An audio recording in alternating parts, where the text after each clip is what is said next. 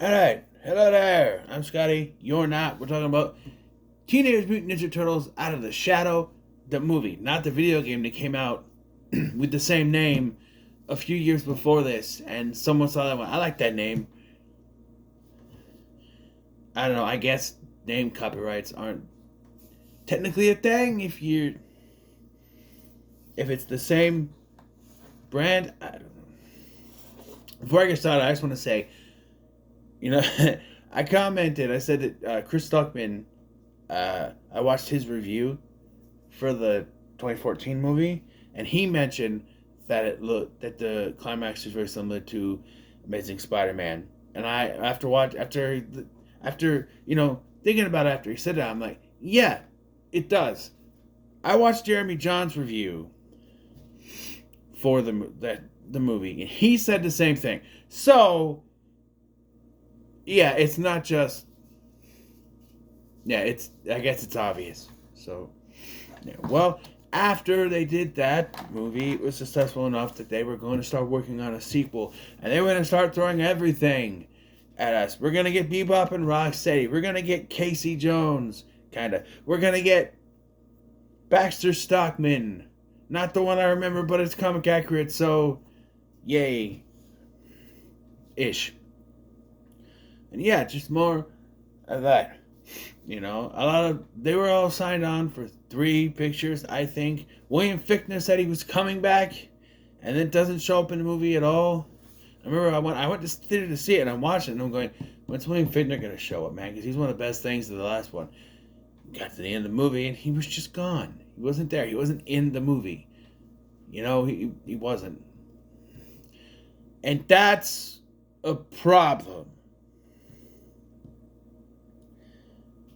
Because, I'll just get this out of the way. The Shredder feels like nothing in this movie because he was nothing in the first movie.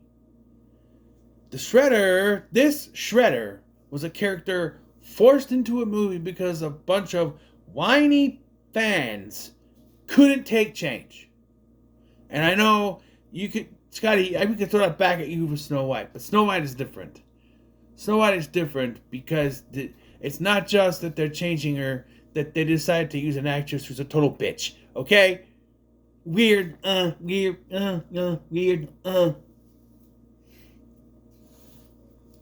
Anyway.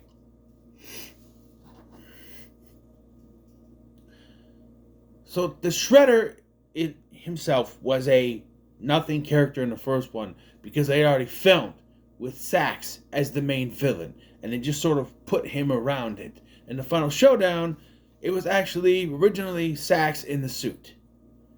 So whatever was meant to come from that, him getting an ooze or whatever, who knows? Because they completely changed it.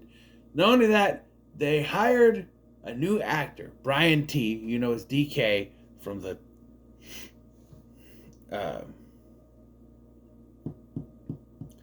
from Fast and Furious Tokyo Drift. He was also the cheating husband in The Wolverine, that Wolverine throws out the window into the pool. How'd you know there was a pool there? I didn't. That guy. Yeah. And yes, he does look younger. It doesn't look anything like the Shredder. And they don't explain it. They'll be like, oh, well, he was older, but he was exposed to ooze, which made him younger. Stronger.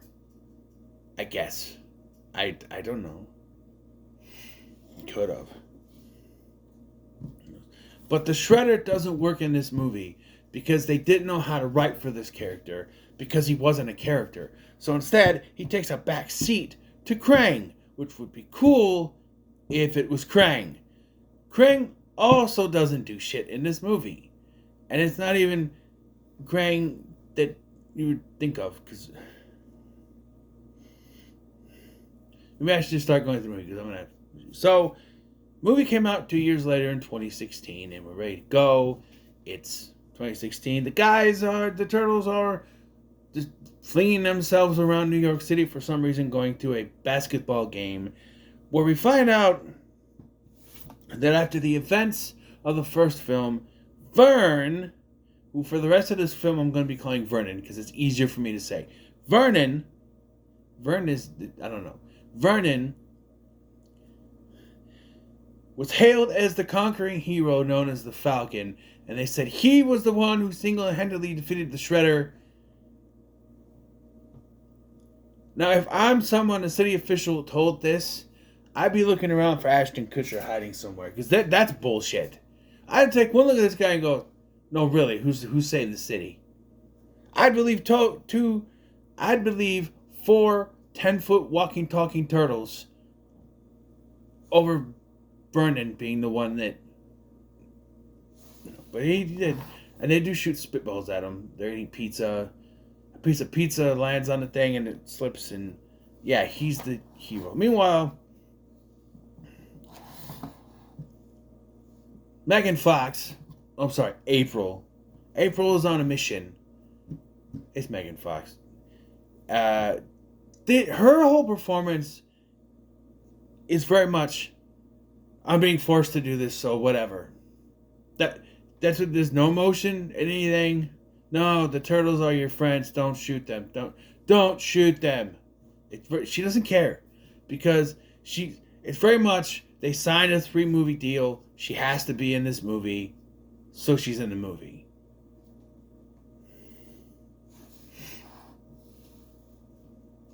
And this was towards the time where I was just kind of like, whatever with her. She was still fine, but whatever. But anyway, yeah. So she is investigating Baxter Stockman, who's played by Tyler Perry, and he's fine. He's fine as long as he's not doing that laugh that he does in this. That's stupid. But she's trying to get information from this device that he has using the watch that Donnie gave her. It's information on the Shredder and stuff. And I find this stupid. So she starts downloading, she's flirting with him, and then some guy comes and takes her away, so she has to run off, say her boyfriend's calling her or whatever, and she disguises herself as a schoolgirl because Michael Bay produced this, don't forget. And she's able to get the information, but as quick as she's able to get it, it starts to delete itself. It's like, oh, we only got a few things. And I'm like, then what was the point of the entire scene? If you're just going to have it delete itself, they barely got any information. That whole scene, the whole sequence, pointless. What was the point of that? What? Huh? Tits and ass? Is that it, Michael Bay? Right? We got to get boobs in there, don't we, Michael Bay? No. They're trying to prove that Stockman is working with the Shredder.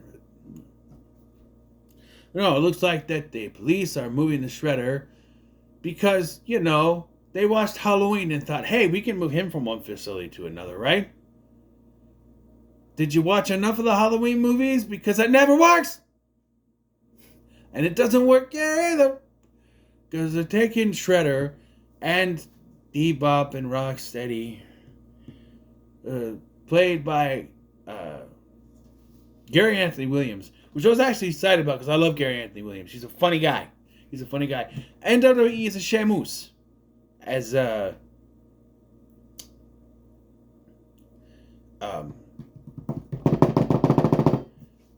Rocksteady, which I have been fine with. My son even had the action figure, and he would call it Shamus because I said it.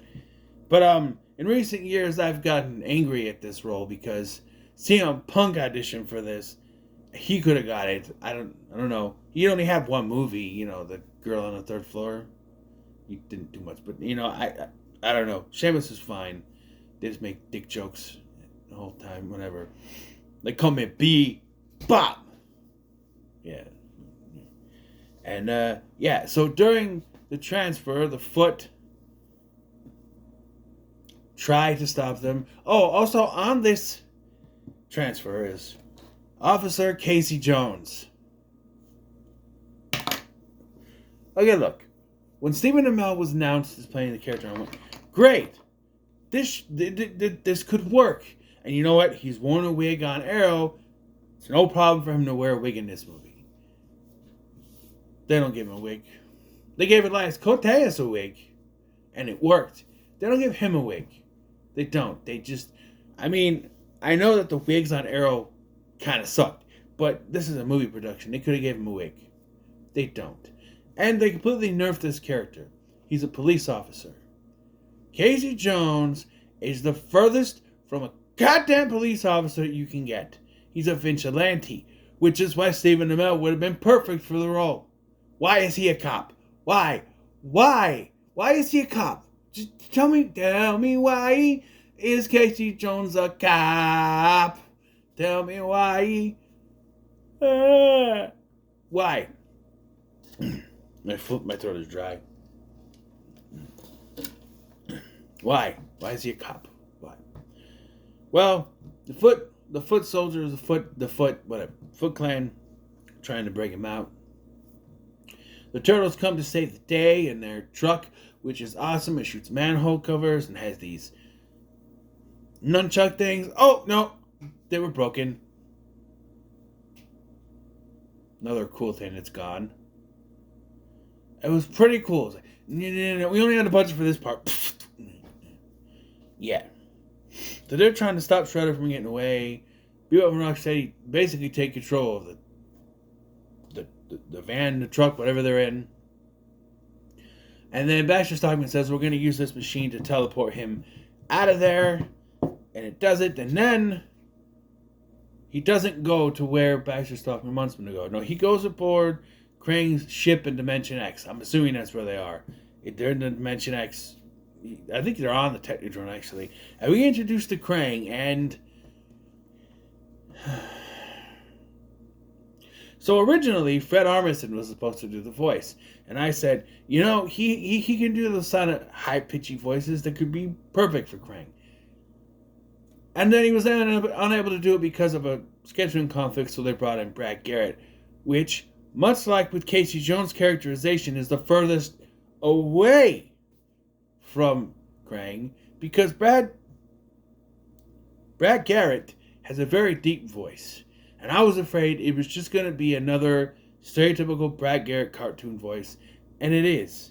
It is. Oh, hello, Shredder. Oh, did I get tentacle mucus in your eye? It's just... If you watch any kind of voiceover performance of Brad Garrett, it's that voice. It's that voice. That's what it is. A little disappointed. Because I'm in the theater, I'm going, that's not Krang. And every time I watch it, I go, that's not Krang. Krang is supposed to have a high-pitched voice. Except for when he does that. And they don't. They had to... Every time they give us something, it's like the monkey's paw. Oh, hey, we got Casey Jones. He's nothing like the character. Bebop and Rocksteady, they just make dick jokes the whole movie. Hey, it's Krang. He sounds nothing like Krang. Look, the Turtles have their turtle van with cool weapons. The weapons are destroyed. It's like every time they give us something good, they take it away or ruin it. What? Don't even get me started on the stupid cops in this fucking movie. Pardon my language.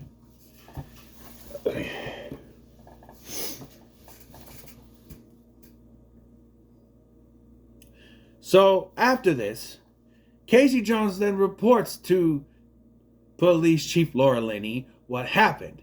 And she seems to have a hard time believing about ninjas on motorcycles attacking them. The Foot Clan are a well-known criminal organization. The first movie established that. Hello? McFly. Did we forget the writing from the first movie? They're established in the first movie as a criminal organization. People know who they are. They took hostages, for God's sake. But, no, she doesn't believe them. She doesn't believe... No. And it gets worse. It's one of those things where we have to write the cop to be this way so that it fits the story structure of the film. Because if she believes him right away, then okay, we're going to track him down. And stuff gets done faster. Whereas she doesn't believe him, and she suspends him from the force. Because... yeah, that about sums it up. Excuse me, by the way. Yeah.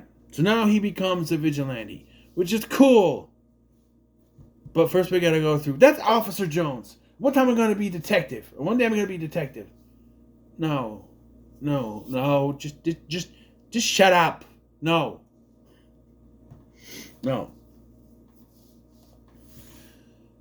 So now we get more fighting from the turtles, and that's in every movie, so you're kind of used to it. But it's the same shit as the last one, though. There's new things in each one, and I get it. Watching through all these movies, Raphael and Leonardo argue in every goddamn movie. The first one, they argue. The second one, they argue. The third one, they argue. TMNT, they argue. 2014, they argue. This one, they argue. I don't know about this one. I've seen this only twice, so probably at some point. Who knows? And I know that's a thing in every form of media, TV and movies, but I don't know. It just gets overdone and doing the same thing. And this one, well, we'll get to it, but you know. So, Casey Jones says he's going to try to track down Bebop and Rocksteady. He tracks them to a bar. But Shredder gets there first and takes them with him. Then Casey Jones shows up and assaults the bartender, who is the all-state, I'm a random disaster guy. I'm a raccoon. I'm a bump in the road. You know, that guy. I forget the actor's name. He was on Law & Order SVU for a little while. He assaults him with a Vanilla Ice CD. Yep, because it's playing, not the Ninja Rap, it's playing Ice Ice Baby. And he assaults him with the Vanilla Ice CD because there's your callback. Yeah, I thought this was just a joke the Nostalgia Critic put in. Oh, it's a Vanilla Ice CD. I'm like, well, it's not, but it's a funny joke. But I heard it this time, and shit, he was right. It is a Vanilla Ice CD. I'm assuming. But he used to worry about a way to track them because the guy gave them new phones or something. Stuff to track them, because whatever. So then Megan Fox, April, why do I keep forgetting her name? April breaks into TCRI to get proof that Baxter Stockman is working with them. And this whole break-in leads to, later they're arrested, and it doesn't make any sense. She breaks in. She's watching this without her phone out, which she established that she likes to do in the first one. But we forgot everything from the first one except for the battle with Shredder. So I'm watching this because I remember what happens later, and I go, why the hell doesn't she have her phone out? She should be recording this, right? Because the whole thing later is that Stockman doctored footage to make it look like she broke in and stole something. Why wasn't she recording? Why? She's an investigative reporter. She was trying to record giant turtles. Why wouldn't she try to record this? If she wants proof, right? She's there to get proof that Stockman's working with Shredder. Why aren't you recording it? And again, I think it comes down to the fact that, she can't do that because she'd have proof. And the movie would go quicker. The cops can't be working with our heroes too early in this movie, or the movie would go too quick and we need this to be an hour and a half length. And I hate it when you have scripts that do that. We have to make sure the cops don't listen to anything they say. So, when it makes your character look stupid, that's when it's unforgivable. Because 100%, April from the first movie would have her camera out recording this shit. And they don't, because it would be too convenient to the plot and it would make it go quicker. So she can't do that. And it's bullshit. So she ends up stealing the ooze, which is purple still. Whatever. She takes it, and there's a big chase, and leads her into the alleyway. And that's where Casey Jones shows up with his mask. Hope you enjoy it. It's the only time he has it on. He beats up some things. He can't speak through the mask for some reason. It's realistic, because the last Coteus, see that again, Chuck. Being able to understand everything he says in the mask. Which he also doesn't, he wears more than Casey in this movie, but he's, no. He fights it at the beginning, and then he has it off when he's fighting Raph, and then he fights it. He wears it at the beginning when he's fighting those guys, and then Raph shows up, and they don't really, and then I don't know. Anyway, so then the turtles show up, and Casey gets scared. Casey gets scared of giant turtles. Look, the real Casey Jones wouldn't be flinch. I mean, how Elias Koteas as Casey Jones didn't flinch. He's like, what are you, some sort of punker? I hate punkers with green mask, green makeup, and that sort of thing. I don't know, but yeah. So he's now working with them, I guess. They kind of force him to do it. He's like, no, I'm gonna go after find people in Rocksteady. They're like, no, you're working with us. You're working with us now because the script says so. So, yeah. But I should mention that while she's watching, people in Rocksteady are turned into the Warthog and the Rhino, and the explanation I have for this. And the other one, it's connected to whatever animal you touched last or were around last, you turn into that. That's in the cartoon. Here, it's, you have an animal, an inner animal, like an animality sort of thing inside you, and this caused it to come out.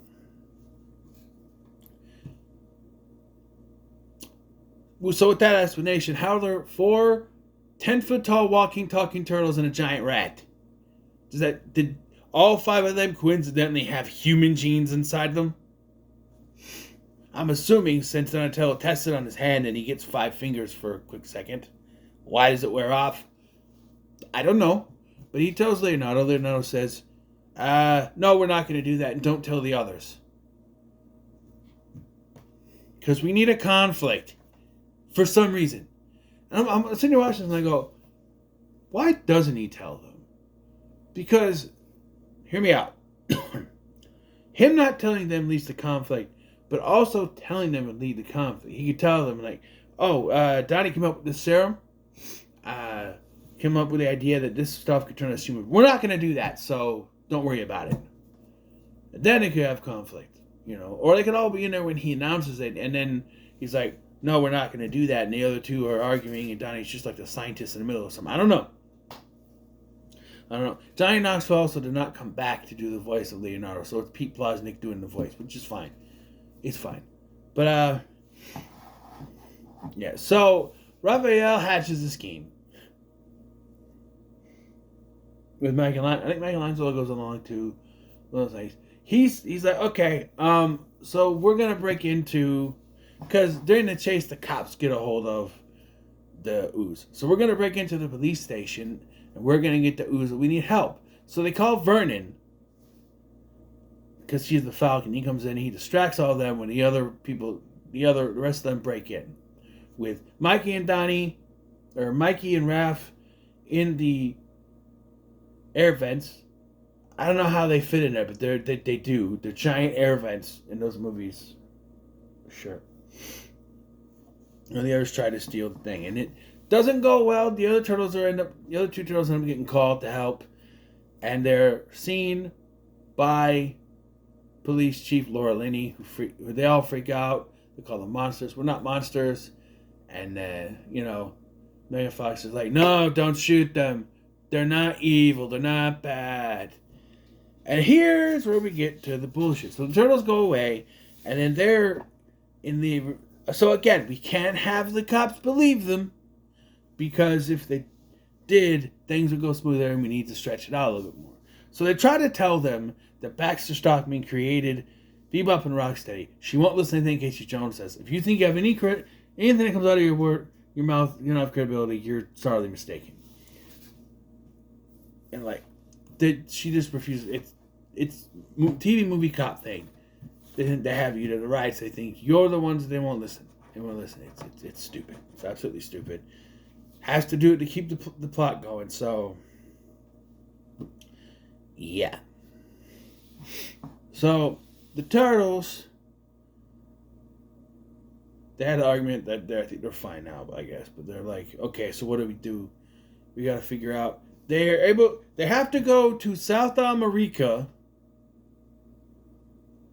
to fight Bebop and Rocksteady. So what it is Shredder has to get the other 2 pieces for this machine, one piece that the Shredder has already. How he got it, I don't know. The other two pieces, they all belong to Krang, by the way. Put them together and he can bring the Technodrome to Earth. Okay. So they get the one piece from... They have the one piece and there's another piece that they get from like a museum or something. So, not only one in South America. So, it's going to be above Rocksteady. And the Turtles are so slow, Bebop and Rocksteady already have the piece by the time they're... So by the time they're on their way there, Bebop and Rocksteady are on the way back. And just so happen to be right underneath them, so they can jump out of their plane. And we have a sequence that's like the Snow Mountain sequence in the first one, but this time we're going down a river. And they're fighting Bebop and Rocksteady. And it's the only scene that they do it in the movie. Yeah, later Casey Jones fights them and takes care of them, puts them in a giant crate. Yeah. Sure. Whatever. Also, well, I guess he doesn't need to go after the Turtles if he's got a supply from Krang. But anyway. So, it doesn't work because it can't work.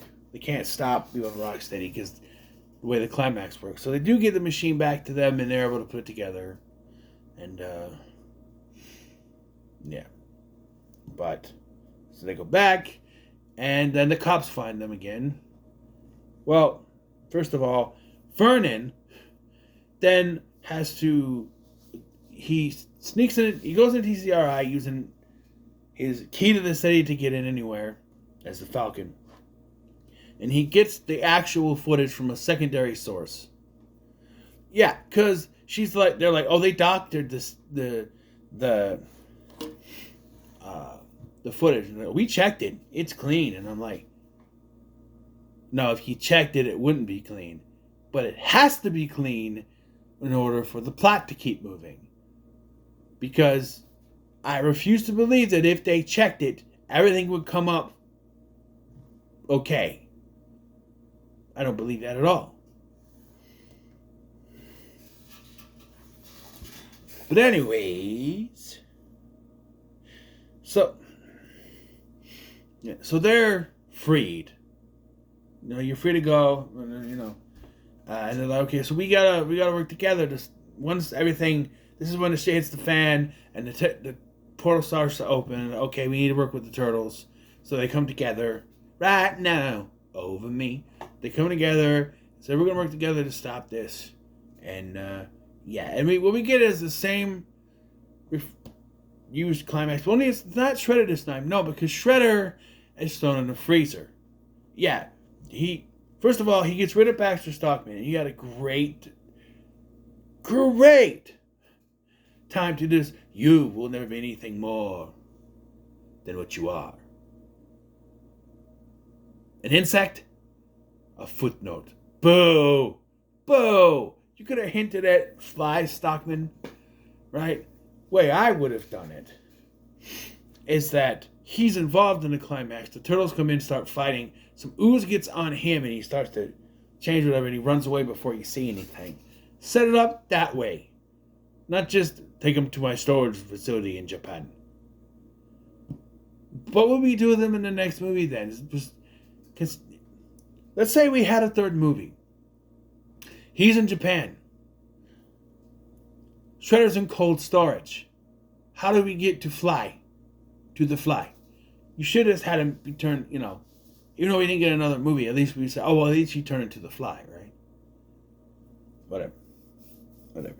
So, then Shredder goes up and goes, we will rule the world. We? What do you mean, we? And he puts them in cold storage. You do see some Easter eggs. There's a Triceratops in there. Yeah, that couldn't really see much with my eyes, But, yeah. So now it's Krang in his suit, which doesn't have a top here, but did in the trailer. On top of the building together Technodrome. The Turtles are able to defeat him, send him back to Dimension X, destroy the machine, and save the day.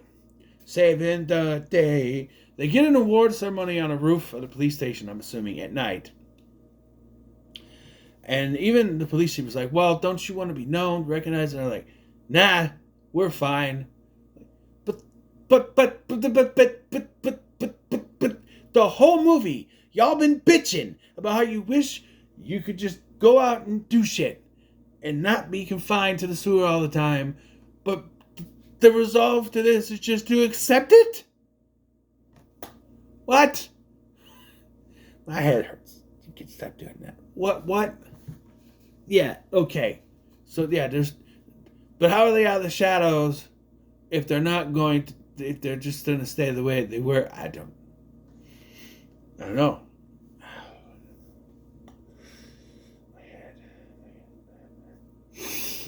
So yeah, that's the movie ends, and I'm assuming that if we got a third one, they would just say it was Vernon again.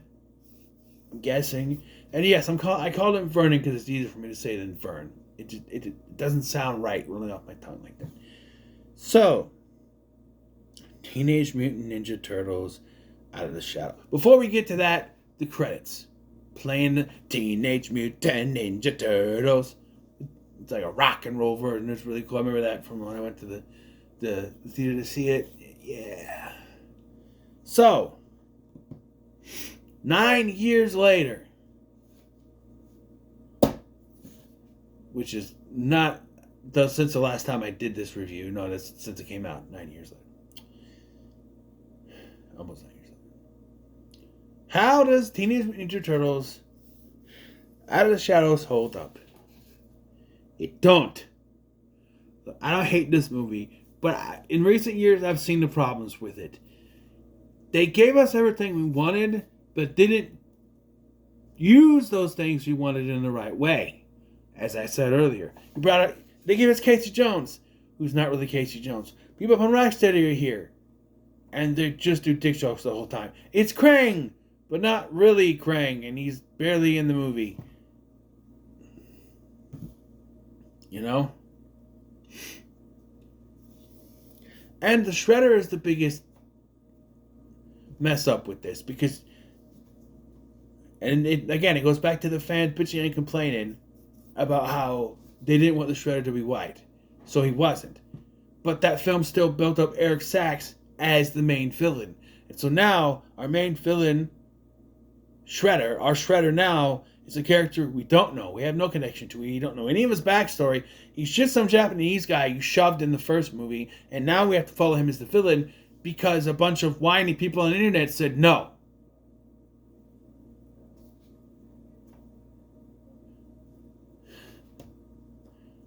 And it just doesn't work.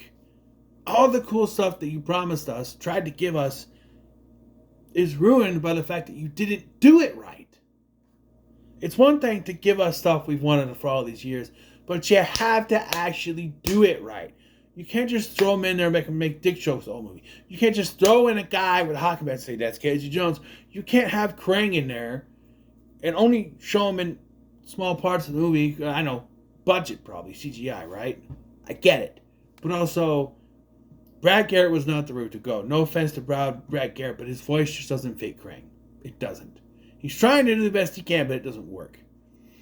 And the fact that Casey Jones is the one that defeats Bebop and Rocksteady and not the Turtles, and it's not, if it was the real Casey Jones and not this dude, no. Megan Fox doesn't care throughout the entire movie. You can tell she's only there because she was contracted to be. Tyler Perry is fun, but I don't know. I would have loved if they used Baxter Stockman in the 90s. Because the TV show was popular, they would probably have a white Baxter Stockman. Rick Moranis would have been cool. Rick Moranis would have been cool as Baxter Stockman. Because Baxter Stockman wasn't inherently evil per se. He was a scientist trying to get stuff off. So you could play the whole, oh, I'm getting used type situation. Or, just David Warner could have been Baxter Stockman in the second one. Well, who knows?